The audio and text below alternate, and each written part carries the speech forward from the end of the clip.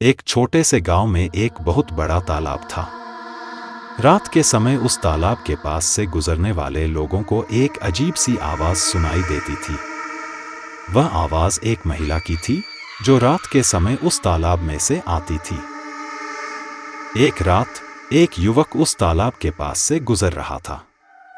उसने उस आवाज को सुना और वह बहुत डर गया, लेकिन उसने हिम्मत जुटाकर उस आवाज की ओर बढ़ने का फैसला किया।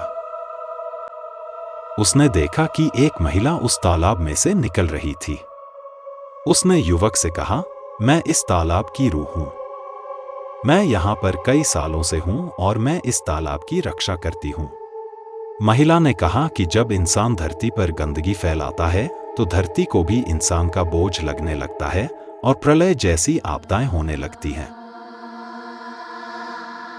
इसके अलावा गांव के लोग इस तालाब को बहुत गंदा कर देते हैं।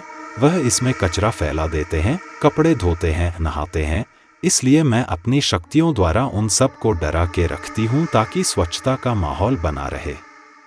मैंने कभी किसी को हानि नहीं पहुंचाई है, बल्कि तालाब साफ रहने से गांव वासियों का भी फायदा होता है। महिला ने कहा कि तालाब में बहुत सारे जहरीले सांप, बिच्छू, कीड़े मकोड़े और अजगर हैं, जिससे जान को खतरा हो सकता है। उसने उन सबको अपनी शक्तियों के द्वारा अपने बस में किया हुआ है और वह उसे हानि नहीं पहुंचाते हैं। युवक ने कहा, आपका काम बहुत अच्छा है, मैं आपकी मदद करना चाहता हूं।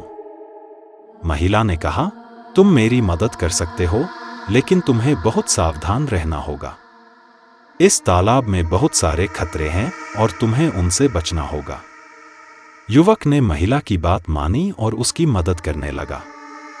उसने सीखा कि प्रकृति की रक्षा करना और उसके साथ सामंजस्य बैठाना बहुत जरूरी है। युवक ने महिला से कहा कि वह बहुत ही अच्छा काम कर रही है और पानी को गंदा होने से बचा रही है, पानी को शुद्ध रखे हुए है। यह बहुत ही नेक काम है और इस काम में वो भी मदद करना चाहता है ताकि पानी की स्वच्छता हमेशा के लिए इसी तरह बनी रहे। हजारों जंगली जानवर और पशु इस पानी को पीकर अपना जीवन सही तरीके से जीते हैं, तो इसे गंदा करने का किसी को कोई हक नहीं है। तुम यह सही कर रही हो कि लोगों में तुम्हारा डर भी बना रहे और पानी की शुद्धता भी बनी रहे। आज के लिए बस इतना ही। कल मिलेंगे फिर एक और नई कहानी, एक नई सोच के साथ। धन्यवाद।